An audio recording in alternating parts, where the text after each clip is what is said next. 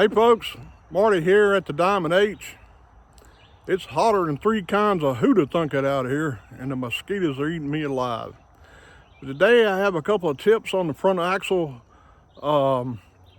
maintenance and things to look for and things to remember and not have issues down the road.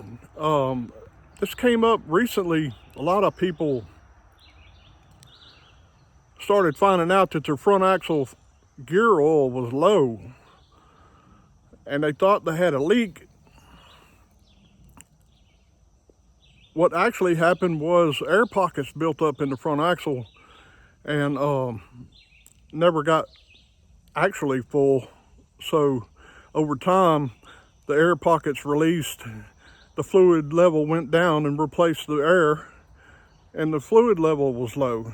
So I'm gonna just point out a couple of things for new tractor owners, regardless of brand. All the components are still there. They may look a little different, they may be in a little bit different location, but they're all on that front axle somewhere at some point. Some may have dual, one on each side, or some may have one feel and maybe a breather that looks a little different, but all the components are the same. So let me go over this right quick. I won't take up a lot of your time. We're going to start out on the driver's right hand side axle. As you're sitting in the seat looking over the hood, this will be on your right hand side. On a TYM T474, you have a multi-function cap. This is a cap, a dipstick, and a breather. This allows the axle to breathe and not overpressure or pressure up and spit fluid out the seals. It's a very common occurrence if this, regardless of what your breather looks like, if this breather gets caked with mud or whatever, it cannot allow that front axle to breathe, and it pressures up, and that fluid's got to go somewhere. So the only way is out. So make sure your breather cap, or some tractors have a cap and a separate breather, like a metal breather over on the side or right beside it or somewhere, but there's one somewhere. Let's make sure that thing doesn't get clogged up with mud or dirt dauber nest or whatever, what have you. Okay. Over here on the differential, you have an upper plug and you have a lower plug down here. This is your lower drain. This is the lowest drain port or plug there is, and this is the high one. There's a center drain in the dead center. And if you do your own service and you like your let's just say the 50-hour service, these top ports on these differentials absolutely have to come out to let all that fluid in.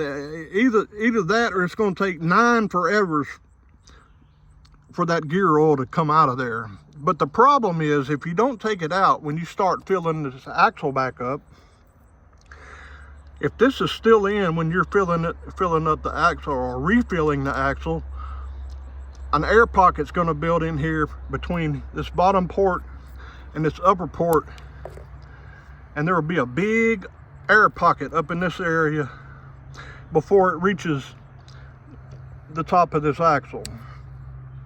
So guess what, ladies and gentlemen, when you're going to have a false positive reading, it's going to look full on a dipstick when actually there's some air down here taking up space, and it's not full.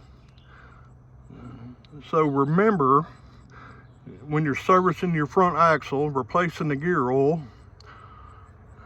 and checking it periodically, you should be checking your level periodically regardless. You know, every 50 hours or every 25 to 50 hours, if you're absolutely confident that you don't have a leak and the level was correct when you walked away from it the first time, it needs to be checked. I check mine about every 40 hours just to make sure. I also use a dye for my gear oil. I either dye my oil blue or purple. I have red and blue petroleum dye. Sometimes I get wild and mix red and blue and make purple, but right now I got purple gear oil in here. It makes life easier when you see it on the dipstick real easy. Gear oil is a little darker than a lot darker than hydraulic fluid, but it's still fairly clear on a dipstick. So I just try to make it easy on myself. Work smarter, not harder. Anyway, remember this top port plug on this differential is very important to remove. To me, it's just as important as that bottom one to drain. Over here on the opposite side, there's not a fill on this tractor model, but the same ports are over here, the upper and the lower.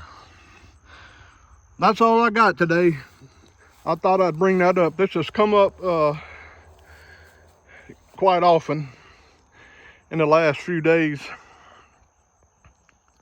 So I thought I'd just throw a video together and put some tips and tricks together. I can't talk today either. Anyway, thanks for watching. Y'all take care.